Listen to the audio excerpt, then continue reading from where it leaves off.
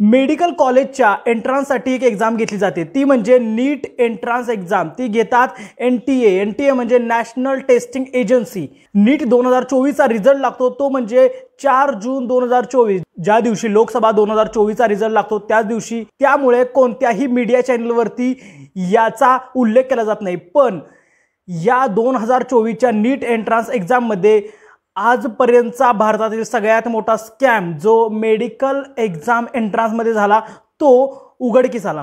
पण आता नवीन स्कॅम ऐकायला भेटतो तो म्हणजे नीट एक्झामचा स्कॅम। जे डॉक्टर्स MBBS बनतायत ते नीट एक्झामच्या एंट्रन्स नंतर ते कॉलेजला ॲडमिशन घेतात आणि जर या एंट्रन्स एक्झाममध्ये जर स्कॅम होत असेल तर तुम्ही विचार करा की कोणत्या पद्धतीचे डॉक्टर्स तयार होत असतील। ते पुढे जाऊन लोकांचे ट्रीटमेंट करणार आहेत। तर तुम्हाला वाटतंय का की या असल्या एक्झाममध्ये स्कॅम होणं किंवा या अशा पेपर लीक होणं हे कितपत धोकादायक आणि घातक होऊ शकतं? हा स्कॅम फक्त पेपर लीकचा नाही, याचं जर बेसिकली 4 वेगवेगळ्या प्रकारचे स्कॅम झालेले आहेत। इथं सगळ्यात पहिला जरा बघूया आपण, तो म्हणजे paper leak scam. Times of इंडियामध्ये एक न्यूज येते की बिहारमध्ये पटनामध्ये 13 जणांना अरेस्ट केलेलं आहे, ते म्हणजे पेपर लीकच्या न्यूजमुळे, आणि त्या सगळ्यांच्या वरती चौकशी चालू आहे। आणि या सगळ्यातच मेन नाव येतं ते म्हणजे विशाल चौरसिया। हा विशाल चौरसिया कोण? तर हा विशाल चौरसिया हा एक स्कॅमर आहे ज्यानं आधीही याच्या अगोदरही पेपर बरेचसे लीक केलेले आहेत आणि बऱ्याच पद्धतीनं पेपर लीक करण्याचा प्रयत्नही केलेला आणि बऱ्याच गव्हर्नमेंट एक्झामही त्यानं लीक केलेल्या आहेत।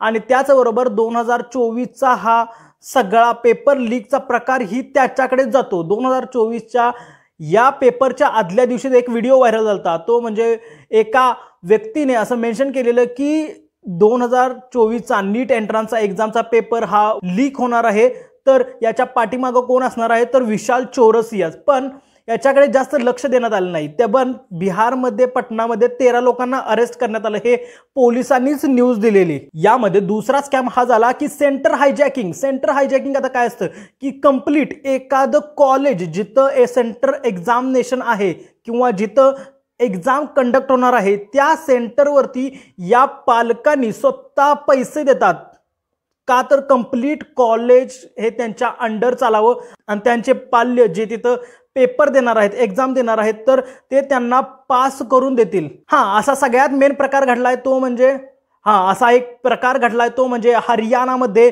एका सेंटरवरती 1-2 नाही तर तब्बल 6 स्टुडंट हे टॉपर लिस्टमध्ये आहेत आणि तेही पैकीच्या पैकी मार्क मिळवून, आणि हे 6च्या 6 विद्यार्थी एका क्लासमध्ये बसून आणि एकाच रोल नंबरवरती लागोपाठ बसलेले होते।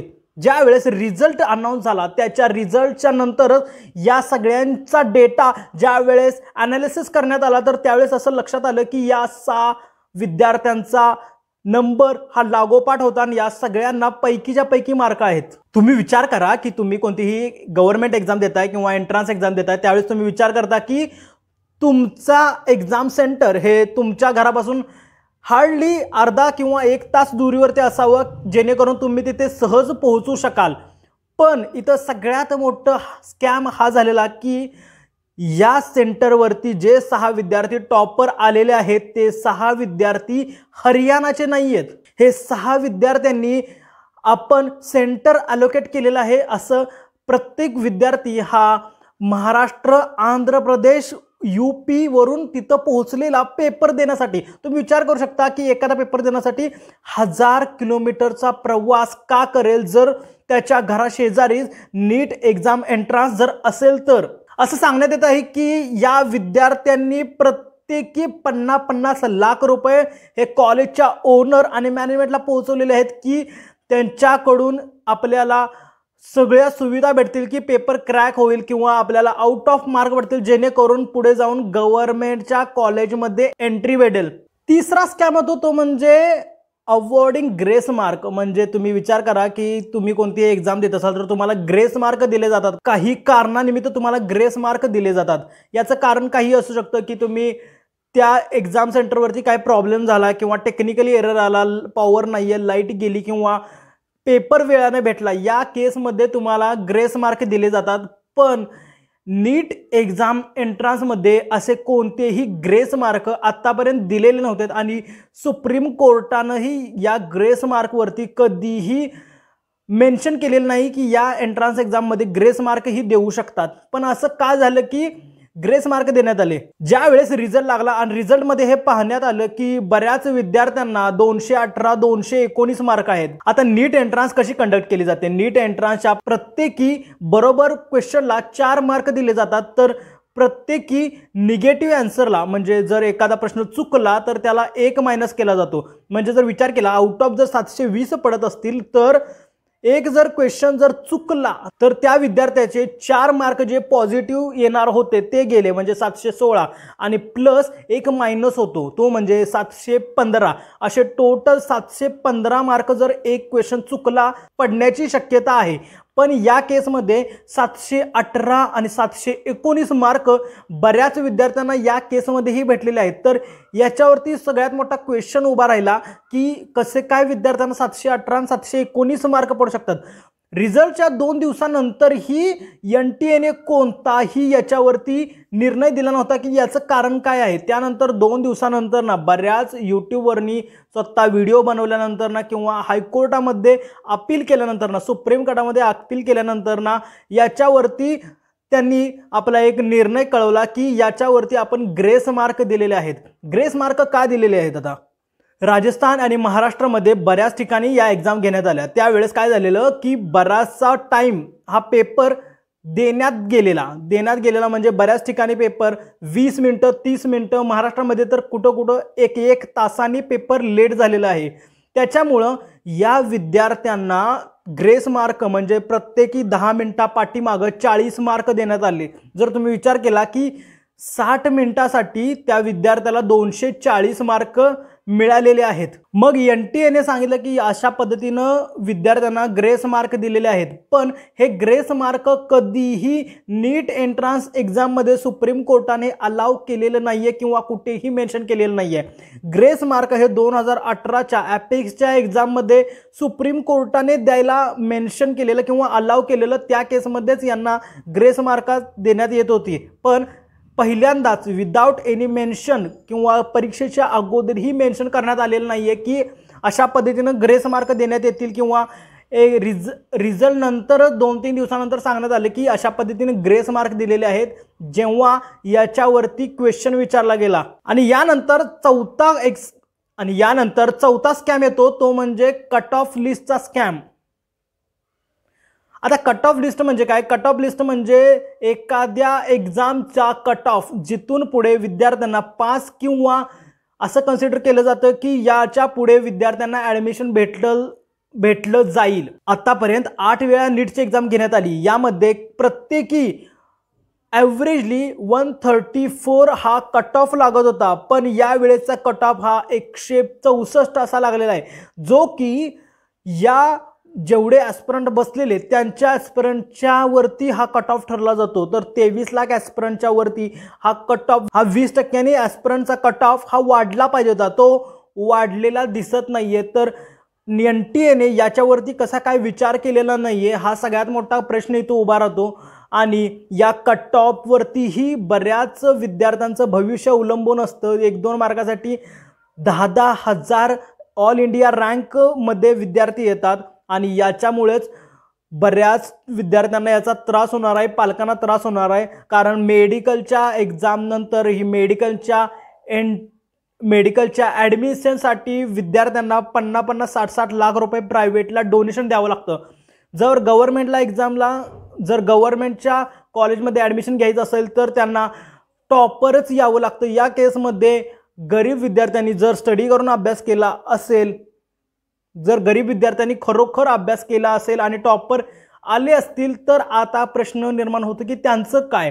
जे 67 पैकी 6 टॉपर जे या प्रकारे आलेले आहेत आणि त्याचबरोबर जे बाकीचे टॉपर आलेले आहेत त्यांचं काय होणार? जर त्यांच्यातील एखादा खरोखरच, त्यांच्यातील बरेचसे असं असणार आहेत की खरोखरच त्यांनी स्टडी करून टॉपर आलेले आहेत, मग त्या केसमध्ये त्या विद्यार्थ्यांचं काय होणार? त्यांना गव्हर्नमेंटला ॲडमिशन भेटणार की नाही?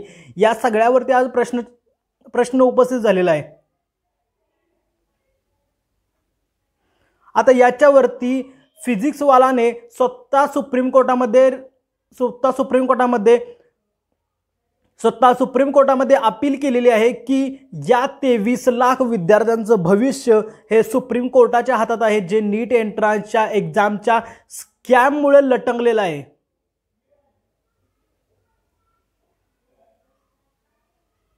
तुम्हाला काय वाटतंय की या अशा एक्झाममध्ये होणारे स्कॅम तुमच्यापर्यंत, तुम्हाला असं वाटतं का की या बऱ्याचशा एक्झाममध्ये होणारे स्कॅम हे तुम्हालाही अफेक्ट करतात, तुमच्या स्टडीवरती किंवा तुमच्या घरात कोण अभ्यास करत असेल त्यांना कसा याचा फायदा किंवा तोटा होतोय आणि या स्कॅम रोखण्यासाठी काय करायला पाहिजे हे तुम्ही नक्कीच कमेंट बॉक्समध्ये मेन्शन करा। आणि नक्की व्हिडिओ आवडला असेल तर नक्कीच लाईक करा आणि शेअर करायला विसरू नका, जेणेकरून कोणत्याही विद्यार्थ्याचं नुकसान इथे होणार नाही आणि येणाऱ्या पिढीलाही चांगल्या पद्धतीनं डॉक्टर्स भेटतील आणि त्यांचे ट्रीटमेंट्स व्यवस्थित होतील। धन्यवाद। ही एंट्रन्स कंडक्ट करण्यात आलेली 4 मेला पूर्ण पॅन इंडियामध्ये, पण याचा रिझल्ट जो डिक्लेअर झाला एका महिन्यानंतर 5 जून नंतर। मग या रिझल्टमध्ये असं काय बघायला मिळालं की संपूर्ण देशाचं लक्ष या नीट एंट्रन्सच्या एक्झामकडे गेलं। सगळ्यात मोठा घोळ चालू झाला तो म्हणजे या एक्झामच्या रिझल्टवरूनच। 23 लाख ॲस्पिरंट्स यावेळी या एंट्रन्सच्या एक्झामला बसलेले आहेत आणि त्यातील तब्बल 1-2 नाही तर तब्बल 67 टॉपर्स जे पैकीच्या पैकी मार्क घेऊन आले ते म्हणजे 720 मार्क 67 जणांना पडलेले आहेत। हा रिझल्ट डिक्लेअर केला आणि टॉप 100 ची लिस्ट जाहीर केली ती म्हणजे NTAनेच, आणि यानंतरच सगळ्यात मोठ्या वादाला सुरुवात झाली ती म्हणजे 720 मार्क पैकीच्या पैकी मार्क 67 विद्यार्थ्यांना पडलेले आहेत। आजपर्यंतच्या इतिहासात नीट परीक्षा 8 वेळा घेण्यात आली आणि या 8ही वेळा कधीही 3 विद्यार्थ्यांना पैकीच्या पैकी मार्क जास्तीत जास्त पडले असतील, पण यावेळेस तब्बल 1, 2, 3, 4 नाही तर तब्बल 67 विद्यार्थ्यांना टॉपर्स करण्यात आलेला आहे आणि तेही पैकीच्या पैकी 720 मार्क मिळून। आता तुम्ही म्हणाल की 67 लोकांना जर टॉपर्स बनलेले असतील, 720 पैकी 720 जर मार्क भेटले असतील तर त्यात नवल काय आहे?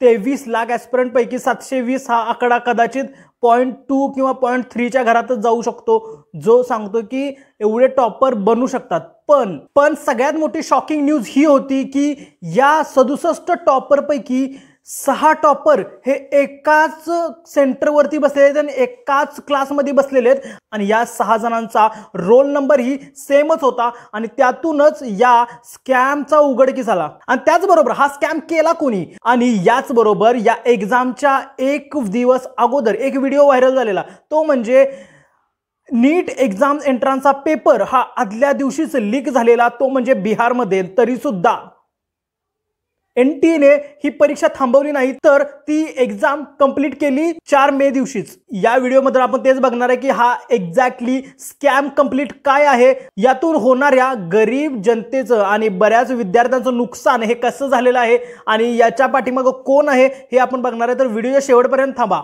नमस्कार मित्रांनो, मी आहे दीपक झेंडे, तुम्ही आज चोर भाऊ या चॅनलवरती। चॅनलला अजूनही सबस्क्राईब करण्यासाठी सगळ्यात पहिला चॅनल सबस्क्राईब करा, व्हिडिओला लाईक करायला विसरू नका। आपण आपल्या व्हिडिओमध्ये दिलेली प्रत्येक माहिती ही पुराव्या बेस आहे हे लक्षात ठेवा। बऱ्याचशा न्यूज तुम्ही पाहिलेलं असाल की एंट्रन्स एक्झाम नंतर म्हणजे कोणत्याही गव्हर्नमेंट एक्झाम किंवा एंट्रन्स एक्झाम नंतर बरेच विद्यार्थी हे आत्महत्या करतात, कारण त्यांना पेपर अवघड जातो, त्यांच्या प्रमाणे रिझल्ट येत नाही किंवा त्यांना तो पेपर क्रॅक होत नाही। अशा बऱ्याचशा न्यूज आणि किंवा तुमच्याही संपर्कात असतील असे बरेच लोकांनी सुसाईड केलेलं असेल।